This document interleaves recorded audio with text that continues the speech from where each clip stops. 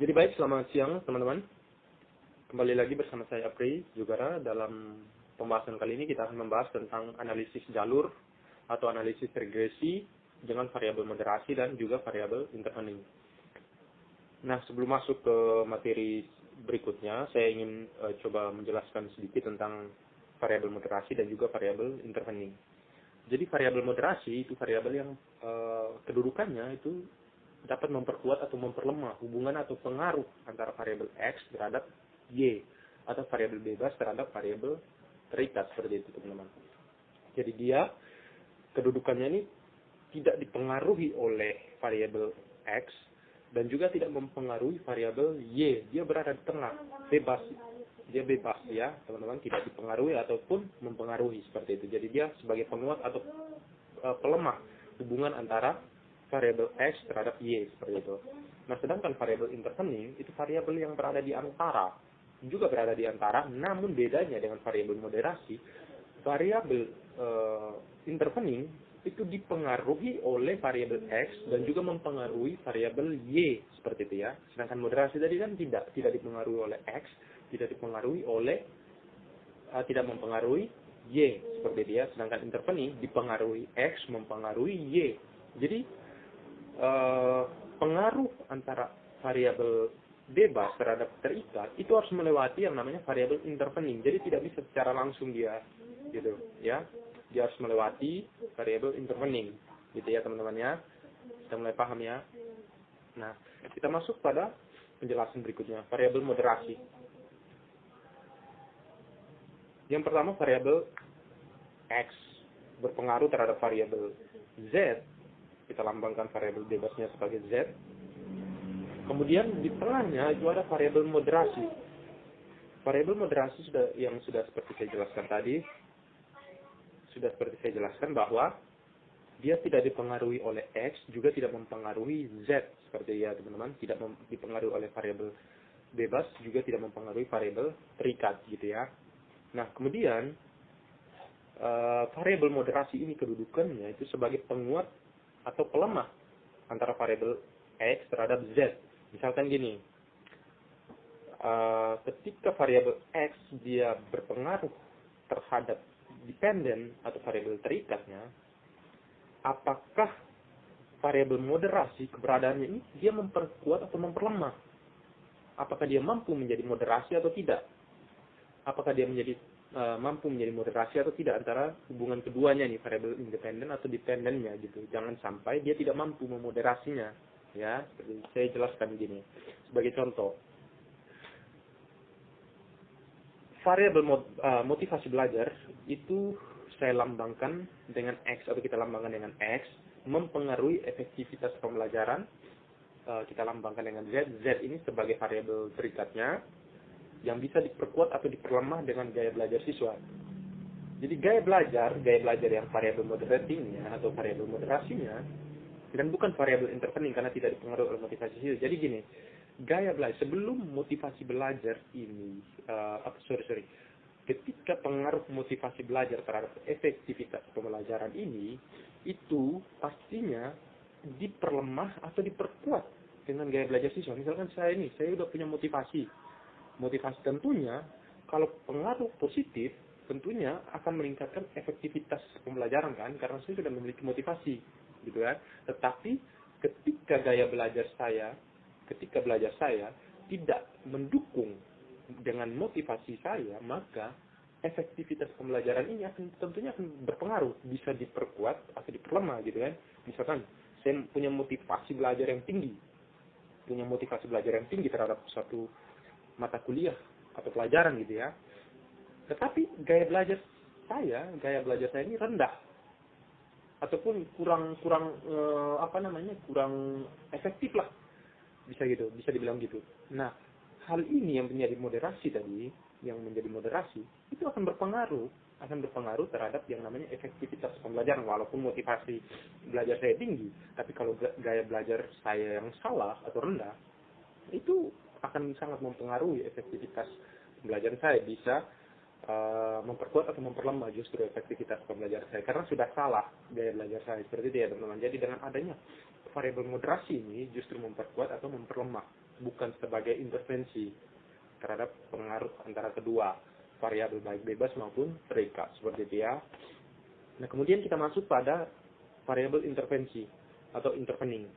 Nah, kebalikannya tadi, kalau variabel moderasi tidak dipengaruhi variabel X, sedangkan variabel intervensi itu dipengaruhi oleh variabel X dan juga mempengaruhi variabel Z seperti itu. Jadi sebelum variabel independen ini mempengaruhi variabel dependen, itu juga secara tidak langsung dia melalui jalur yang namanya variabel intervening.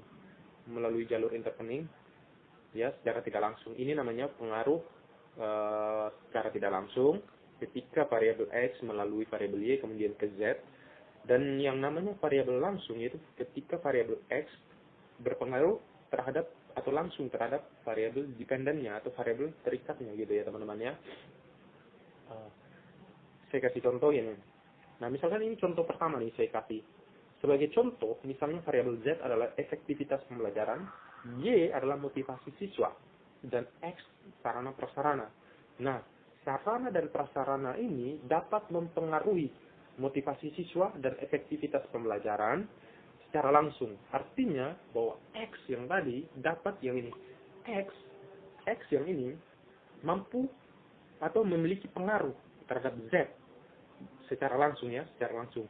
Juga kemudian dia secara tidak langsung mempengaruhi variabel X mempengaruhi variabel intervening, kemudian variabel intervening juga mempengaruhi variabel dependennya. Jadi secara tidak langsung dia mempengaruhi. Ya, secara tidak langsung juga mempengaruhi. Nah, kemudian sehingga pengaruh total dari variabel X terhadap Z adalah pengaruh langsung ditambah pengaruh tak langsung seperti itu ya teman-teman ya. Nah, ini contoh pertama. Artinya gini. Artinya variabel independen ketika berhubungan dengan variabel dependennya itu memiliki pengaruh secara langsung.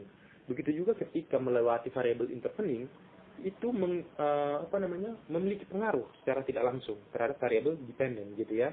Jadi ini pengaruh antara keduanya itu dinamakan total effect, pengaruh secara total antara pengaruh langsung dan pengaruh tidak langsung gitu ya teman-teman ya. Nah, contoh kedua, skemanya gini. Skemanya gini tadi seperti yang sudah saya jelaskan bahwa variabel X adalah sarpras, variabel Z adalah efektivitas pembelajaran, dan variabel Y adalah motivasi siswa. Nah, yang contoh pertama kan ada pengaruh secara langsung antara X terhadap Z. Namanya pengaruh langsung. Begitu juga ada pengaruh tidak langsung, baik dari X melalui Y, kemudian dari Y ke Z. Itu namanya pengaruh tidak langsung. Ya, sehingga dinamakan total effect. Total effect ini merupakan penjumlahan antara pengaruh langsung dan tidak langsung seperti itu ya teman-teman ya. Nah, gini. Jadi saya jelaskan.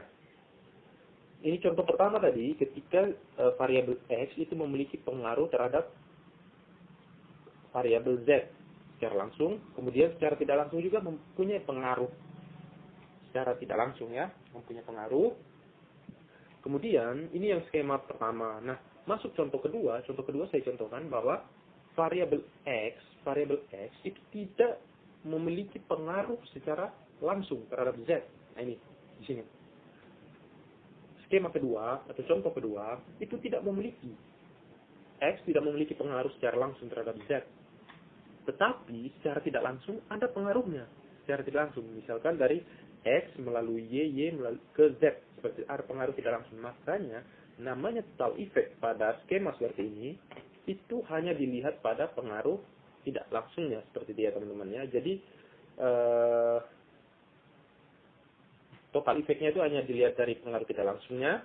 Sedangkan tadi kalau skema 1 kedua-duanya itu dilihat baik pengaruh langsung maupun pengaruh tidak langsung, karena ada pengaruh kedua-duanya baik secara langsung maupun tidak langsung, sehingga total efeknya itu penjumlahan antara pengaruh langsung dan tidak langsung. Sedangkan skema kedua itu tidak ada pengaruh langsung terhadap efektivitas pembelajaran. Jadi skema yang kedua ini, kita bisa simpulkan bahwa secara langsung variabel X tidak mempengaruhi variabel Z, namun harus melalui jalurnya atau variabel interveningnya, seperti itu. Jadi secara langsungnya tidak mempengaruhi, namun secara tidak langsungnya itu ada pengaruhnya.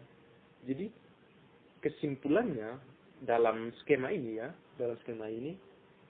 anggaran profesionalisme guru berpengaruh terhadap efektivitas pembelajaran, namun melalui variabel intervening, yaitu kualitas guru, seperti itu. Jadi dia tidak berpengaruh langsung, namun ada pengaruh tidak langsung. Sehingga total efeknya itu adalah pengaruh tidak langsung, seperti itu. Beda dengan skema yang pertama tadi, karena ada pengaruh langsung, ada pengaruh tidak langsung. Jadi total keduanya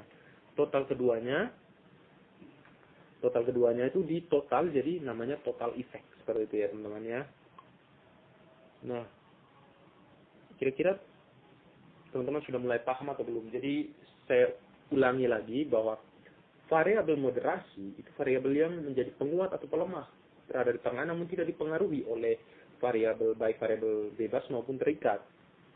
Kalau variabel intervensi itu dipengaruhi oleh variabel bebas, juga mempengaruhi variabel terikat, seperti itu ya teman-teman ya. Jadi teman-teman sudah harus bisa membedakan mana yang variabel moderasi, mana variabel intervening atau mediator gitu. Jadi kalau variabel moderasi itu kita menggunakan yang namanya uji atau analisis regresi.